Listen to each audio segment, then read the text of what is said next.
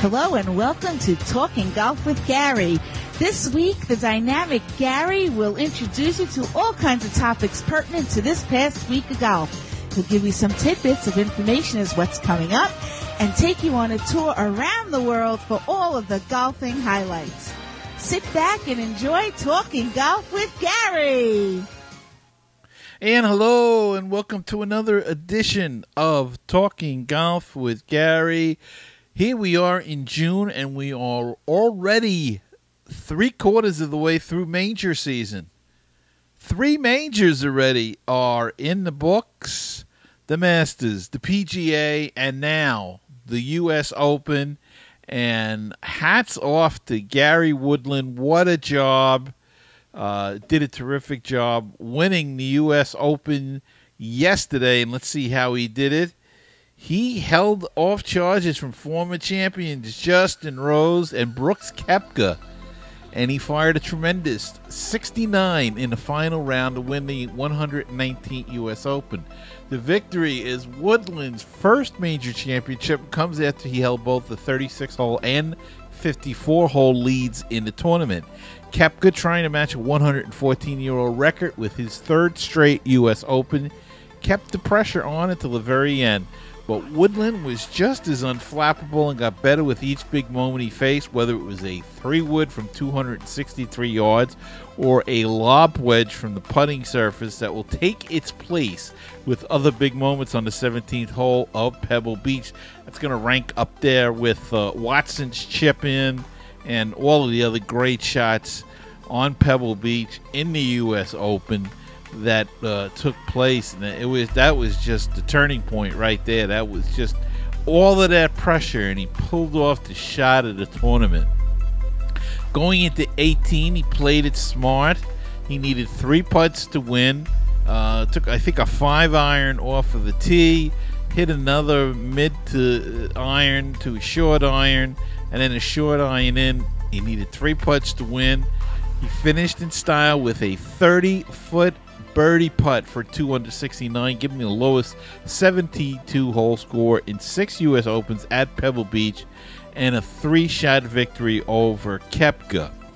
Koepka had to settle for a footnote in history, closed with a 68, making him the first player with all 4 rounds in a 60 in the 60s at a U.S. Open without winning. Jeez. But he made Woodland earn every bit of his first major championship. He kept coming on and coming at him. Birdied 4 of the first 5 holes, I believe. But he missed a couple of putts coming down the stretch on the back 9, and that effectively ended the U.S. Open. As I said, Woodland played very conservative on the 18th, but he made the birdie that mattered and put him in the record books and earned them $2.25 million. Koepka started 4 shots behind in his bid to join Willie Anderson as the only player to go back-to-back in the U.S. Open. He made up ground quickly, but that back 9 gets to everybody, and especially on Sunday with all of that pressure. And look, Koepka played magnificent.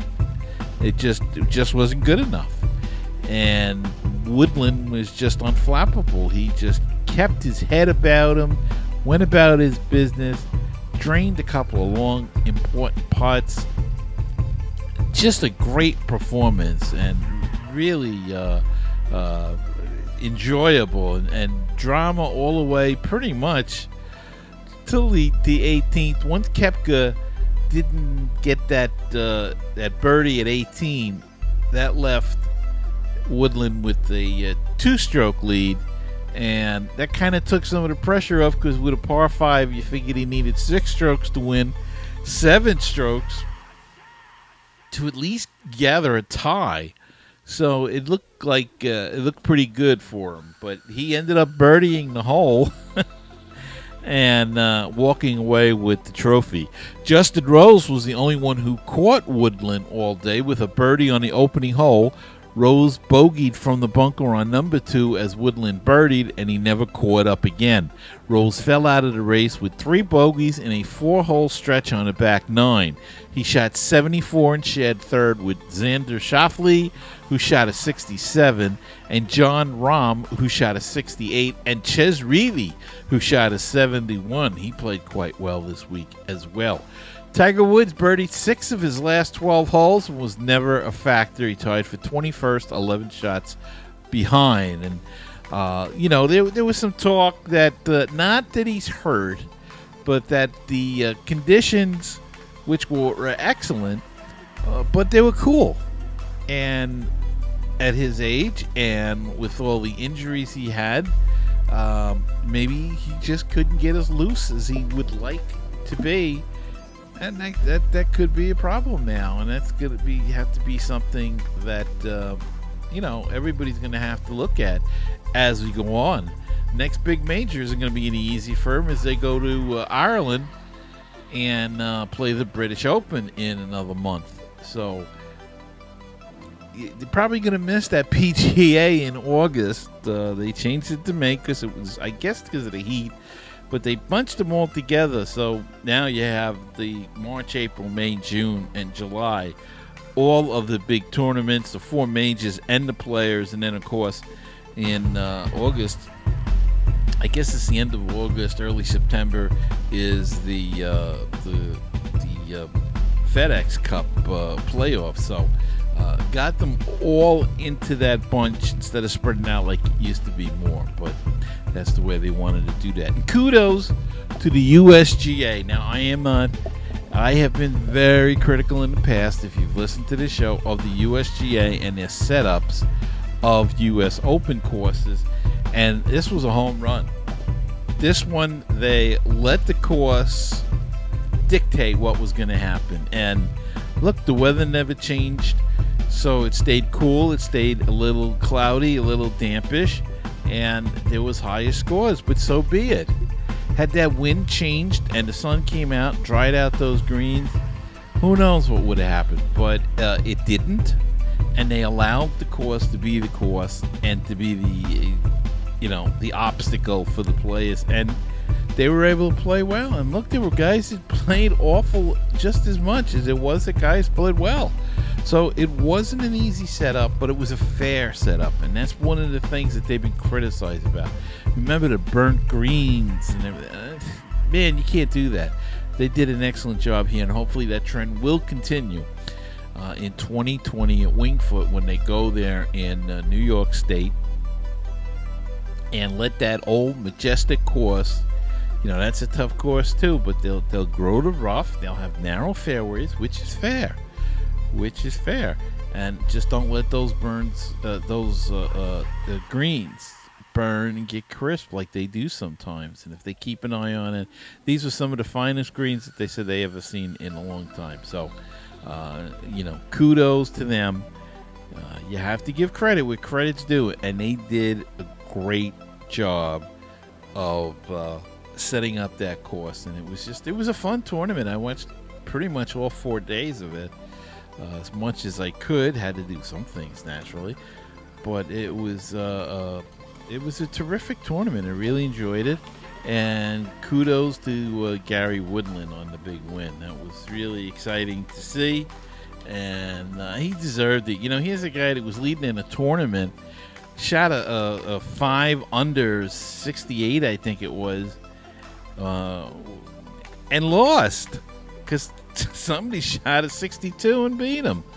So he deserved to get this first major for him, and kudos for him and for the Wilson Company. It's a big win for them as well. All right, I need to wet my whistle a little bit here, so let's take a break at this point, and we'll come back with the LPGA recap and let you know what's going on next week. And stay tuned, and I'll be back right after these messages. Baseball and BBQ, your place for interesting baseball talk, opinions, and history. Baseball and BBQ, your place for barbecue recipes, tips, and interviews from the world of barbecue. If you like baseball and if you like barbecue, then tune in to Baseball and BBQ. Find us on iTunes, Stitcher, Google Play, and BaseballTalkRadio.com. Hey, and I hope you'll join me and be part of the show. Send me a voicemail, 516-362-0443. That's the voicemail hotline. If you want to leave, a voicemail or a question, a comment, anything at all, send it to that. Or you can, write me at talkinggolf@gmail.com, and we'll read it on the air. We'll also have you see in the little box there, if you're watching the video, the Twitter is Talk Golf Gary. And let's see what else. The email is there, and we have an Instagram account now, Talking Golf with Gary. Check it out. I did a couple little videos. Haven't done too much yet, but we're going to try to do a little bit more. I did something at the driving range and then something at my porch. I should have done one today on Brooks Koepka now that I talk. Now that I'm thinking about it. But my wife's a little under the weather, so I've been running around with her a little bit. So, but check that out, and check out the YouTube channel too. This show, all the shows are on the YouTube channel, as well as we're going to start doing some reviews and stuff of some products that I've gotten, and check it out on YouTube.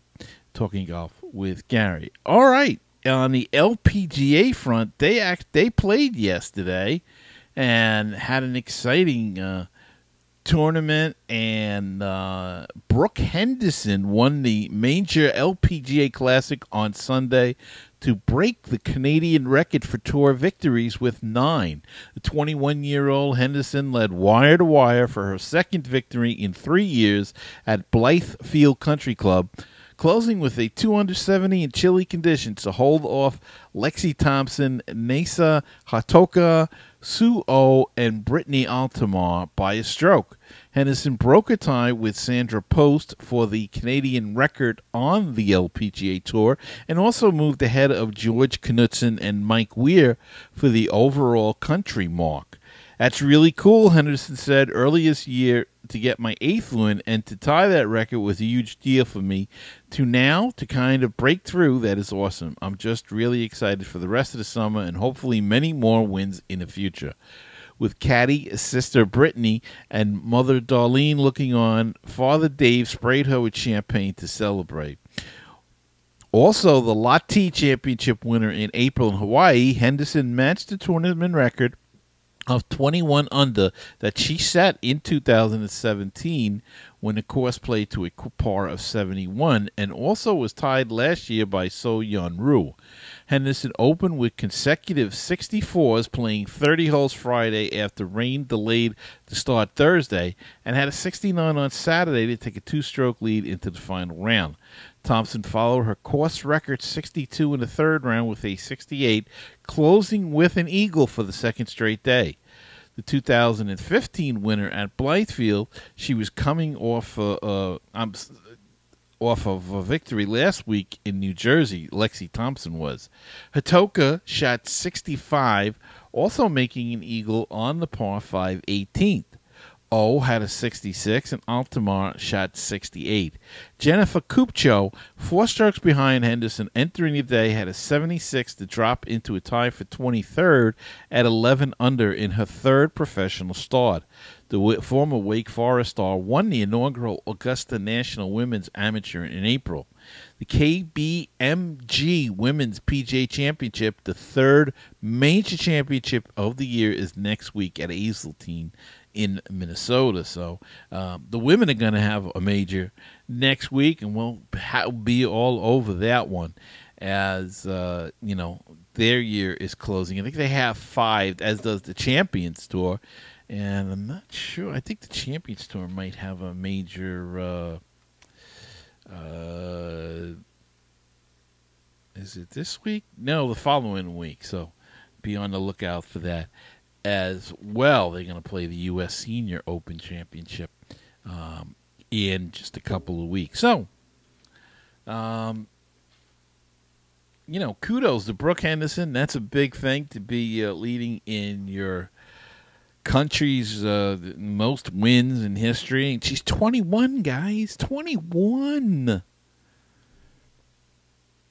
21 years old and got these victories, and sometimes you gotta wonder though, because if they go into a slump like a Jordan Spieth, I mean the guy's like what, 27, 28, and he's in a slump now, and people are talking about his career being, what happened to his career. He was so dominating and everything. I mean, it's unbelievable the ages that they start at, and the early ages that, and you can't go on a senior tour till you're 50. So that's 30 years on tour almost if you start that young. It's unbelievable. But the LPGA Tour is worth watching. They've got a couple of young girls that came on from college this year, and they are special. As Jennifer Kupcho is one. There's a few others that turned pro, and there's a good class of young collegiate golfers this year. Even on the PGA side, the guy, I can't think of his name right now, just right out of the head, that won the low amateur at the Open, Victor Hovland, something like that. He is going to be a good one as well. So keep an eye on these young guys, and the game of golf, guys and girls, is in good hands with all of these young people that are coming up through the ranks now. And collegiate golf is a big thing, and it's really good for them because they really learn to play, and they play in all of these great courses. And now they had the Invitational for the women to play in Augusta, which was terrific. So kudos to them. All right, we're going to take another break and come back after this. Sponsor an ad on the podcast. Support our show and let people know about your business. Email us today. 516-362-0443.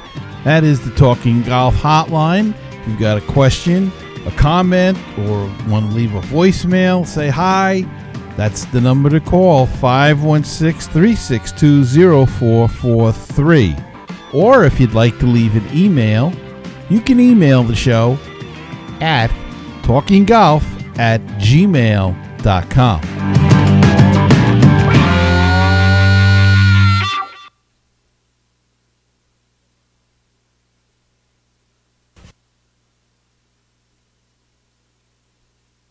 Now it's time to do the calendar.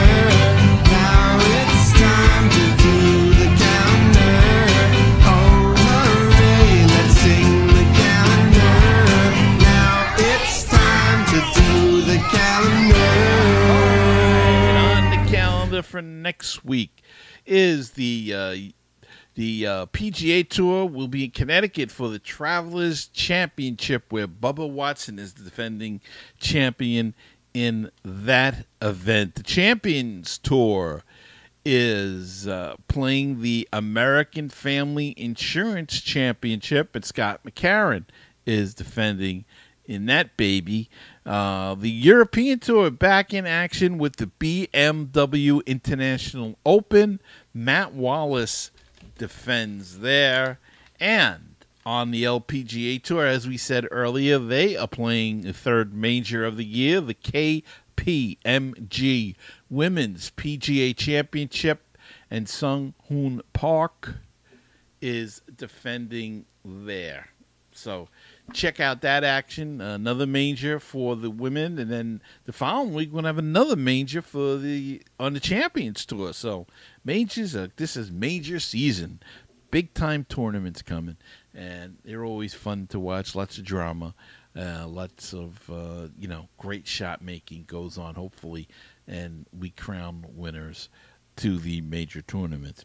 And that's going to wrap it up for this week's show. I hope you enjoyed it. No guests this week, working on one for next week, and we'll see how that goes.